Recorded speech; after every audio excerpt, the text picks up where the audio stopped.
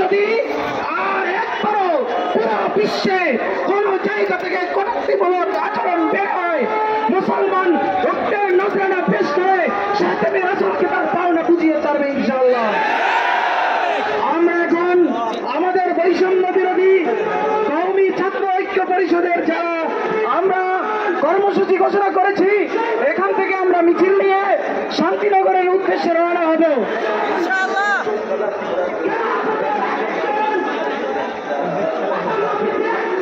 এ পর্যায়ে স্বাগত বক্তব্য নিয়ে আসছেন জামিয়া মাদানিয়া বাড়িধারার কৃতি সন্তান মাহদী হাসান।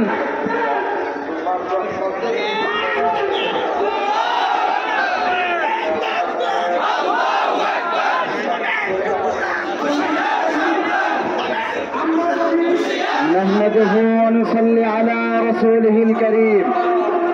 আম্মা বাদ। সংগ্রামী সাথী ও বন্ধুগণ, আমরা দৃষ্টি লক্ষ্য করেছি, আমরা লক্ষ্য করতে পেরেছি ভারতে কসাই মোদির বিজেপির সরকারের সংসদ সদস্য এবং রামগিরি মহারাজ রাসূলুল্লাহ সাল্লাল্লাহু আলাইহি ওয়াসাল্লাম, যিনি আমাদের বিশ্ব মুসলিমের প্রাণ পুরুষ বিশ্বনবী হযরত মুহাম্মদ সাল্লাল্লাহু আলাইহি ওয়াসাল্লাম কে নিয়ে তারা কটূক্তি করেছে। মুহতারাম হাজিরিন, আজকের এই প্রোগ্রাম থেকে আমরা দেশহীন ভাষায় বলতে চাই, ভারতকে হুঁশিয়ারি দিয়ে বলতে চাই, সেভেন সিস্টার যদি রক্ষা করতে চাও তাহলে তাদেরকে অতি দ্রুত গ্রেফতার করো। অন্যথায় যেমনই ভাবে গত কয়েকদিন যাবৎ আমরা দেখতে পাচ্ছি ভারতে মুসলমানদের রক্তক্ষরণ হচ্ছে, বিশ্বের মুসলমানদের রক্তক্ষরণ হচ্ছে, ভারতে মুসলমানরা রাস্তায় নেমে এসেছে, ঠিক তেমনি ভাবে সারা বিশ্বের মানুষ বাংলাদেশের মতো রাস্তায় নেমে এসে নবীর প্রেমে রক্ত দিতে প্রস্তুত। তাই আমি ভারতীয় হাই কমিশন সহ ভারতকে আমরা হুঁশিয়ারি করে বলতে চাই, অতি অনতি বিলম্বে তাদেরকে গ্রেফতারি পরোয়ানা জারি করা হোক, অন্যথায় বিশ্ব মুসলিম সইবে না, বিশ্ব মুসলিম সইবে না। আসসালামু আলাইকুম। তেরা মেরা রিশতা ক্যা, লা ইলাহা ইল্লাল্লাহ। সংগ্রামী উপস্থিতি, এই পর্যায়ে খাতেমে রাসূলের বিরুদ্ধে বক্তব্য পেশ করছেন বৈষম্য বিরোধী কওমি ছাত্র ঐক্য পরিষদের চট্টগ্রাম বিভাগীয় প্রতিনিধি মাওলানা জিয়াউদ্দিন ফারুকী।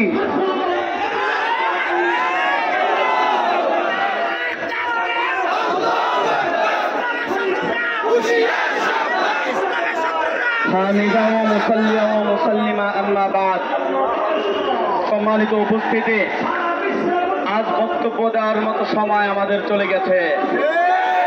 যখন ভারতের বোম্বাইয়ের মধ্যে আমার আপনার নবী, কলিজার নবী মুহাম্মদ আরবি সাল্লাল্লাহু আলাইহি ওয়াসাল্লামকে নিয়ে কটূক্তি করা হয়, তখন আমাদের আর বাইতুল মুকাররমের সামনে দাঁড়িয়ে থাকার সুযোগ নাই।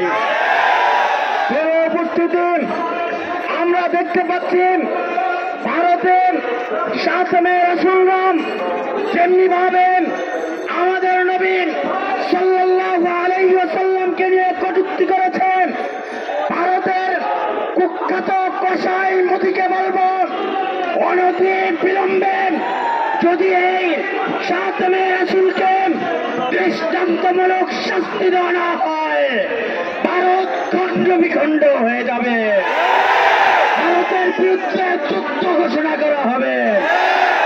বন্ধুগণ, আমরা জানি 2013 সালে এদেশের নবী প্রেমিক মুসলমানরা নবীর ইজ্জতের হেফাজতের জন্য, ইসলামের হেফাজতের জন্য যখন হেফাজতে ইসলাম বাংলাদেশের নেতৃত্বে শাপলা চত্বর অবরোধ করেছিলাম, ওলামায়ে কেরাম দাবি করেছিলেন বাংলাদেশের সংসদে নাস্তিকদের সর্বোচ্চ বিধান ফাঁসির আইন কার্যকর করতে হবে।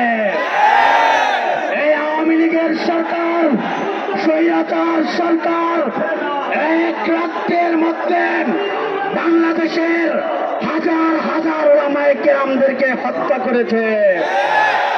আজও আমাদের হাজার হাজার ভাই পঙ্গু অবস্থায় রয়েছে, কিন্তু আমাদের দাবি আজ পর্যন্ত বাস্তবায়ন হয় নাই।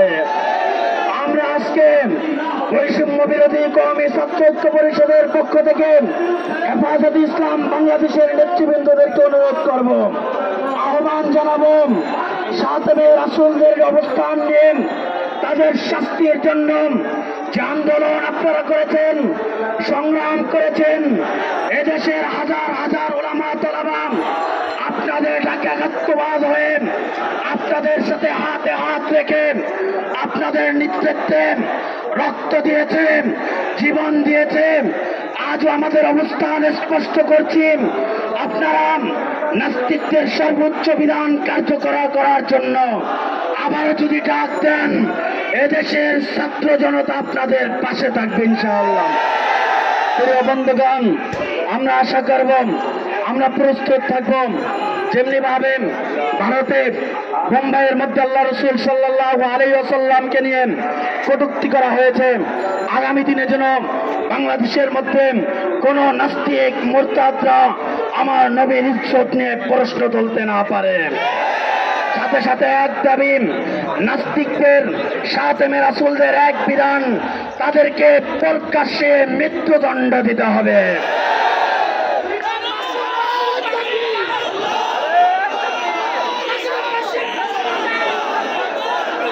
সাবিলুনা সাবিলুনা আল জিহাদ আল জিহাদ। সংগ্রামী উপস্থিতি, এ পর্যায়ে বক্তব্য পেশ করবেন বৈষম্য বিরোধী কওমি ছাত্র ঐক্য পরিষদের হাটহাজারী প্রতিনিধি জিহাদুল ইসলাম।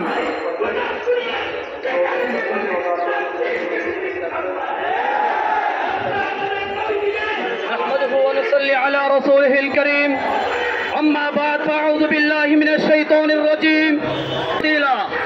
সম্মানিত শ্রোতা বন্ধুগণ, আজকে আমরা এক বিরাট কাহিনী সারা বিশ্বের কোন মুসলিম মেনে নিতে পারে না। আমরা জানতে পেরেছি যে ভারতবর্ষের ভিতরে মুসলিমদেরকে প্রত্যেক ঘরে ঘরে গিয়ে হত্যা করতেছে, সে ভারতবর্ষের রাস্তাঘাট সব মুসলিমদেরকে দিয়ে দখল হয়ে গিয়েছে। তাই একমাত্র কারণ তারা আমার শেষ নবী মুহাম্মদ মুস্তাফা সাল্লাল্লাহু আলাইহি ওয়াসাল্লামের আবেগ নিয়ে কথা বলেছে, আমাদের ইমানের আবেগ নিয়ে কথা বলেছে। আমরা এই নাস্তিককে সর্বোচ্চ শাস্তি প্রদান করে আমরা আমাদের সমস্ত কর্মসূচি ক্ষান্ত হবে ইনশাআল্লাহ। সংগ্রামী সাথী বন্ধুগণ, আমরা ইতিপূর্বে দেখেছি নাস্তিকদের পাওনা নাস্তিকদেরকে বুঝে না দিলে নাস্তিকরা দেশ থেকে পালন করতে চায় না। অতএব 2013 সালের পরে নাস্তিকদের পাওনা বুঝিয়ে দেওয়া হয়েছিল, নাস্তিকরা পাওয়াতে বাধ্য হয়েছে। আবার কোন নাস্তিক যদি মাথা চারা দিয়ে উঠতে চায়, তাদের পাওনা বুঝিয়ে দেওয়া হবে ইনশাআল্লাহ। এতে কোনো আপোষ নেই, কেউ আপোষ করবো না ইনশাআল্লাহ। সংগ্রামী সাথী বন্ধুগণ, এর প্রেক্ষিতে আমি আপনাদের সামনে বাংলাদেশ রাষ্ট্রকে একটি দাবি নিয়ে আমি শেষ করতেছি। বাংলাদেশ সংবিধানে যাতে আগামী ভবিষ্যতে কোনো নাস্তিক মুরতাদ যদি কোনো ইসলাম সম্পর্কে নিয়ে কোনো কথা বলে, সেটা মৃত্যুদণ্ড জারি করতে হবে। বন্ধুগণ, আমি শেষ পর্যায়ে আপনাদের সামনে ছোট্ট একটি কবিতা পড়ে আমার বক্তব্য শেষ করছি।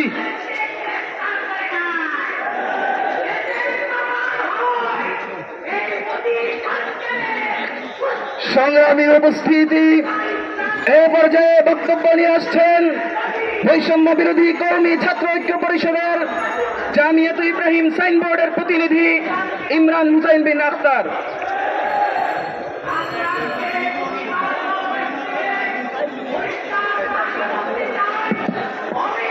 সংগ্রামী সাথী ও বন্ধুরা, আমাদের আজকের এই গণজাগরণের স্থান থেকে আমাদের বৈষম্য বিরোধী কওমি ছাত্র ঐক্য সদনের পক্ষ থেকে আপনাদের নিকট আমি দুইটা কথা বলতে চাই। নাম্বার ওয়ান কথা, আমরা ইতিহাসের পাতায় দেখতে পাই যখনই কোন সাহায্যে রাসূলের সামনে গুস্তাখি করেছে তাকে তার পাওনা বুঝিয়ে দেওয়া হয়েছে। ইবনে খাতালকে তার পাওনা বুঝিয়ে দেওয়া হয়েছে, কাব বিন আশরাফকে তার পাওনা বুঝিয়ে দেওয়া হয়েছে। আমরা প্রতি যুগে যুগে দেখতে পেয়েছি সাহায্যে রাসূল প্রত্যেকটাকে পাওনা বুঝিয়ে দেওয়া হয়েছে। অভিজিৎকে হত্যা করা হয়েছে, রাজীবকে কুপিয়ে হত্যা করা হয়েছে।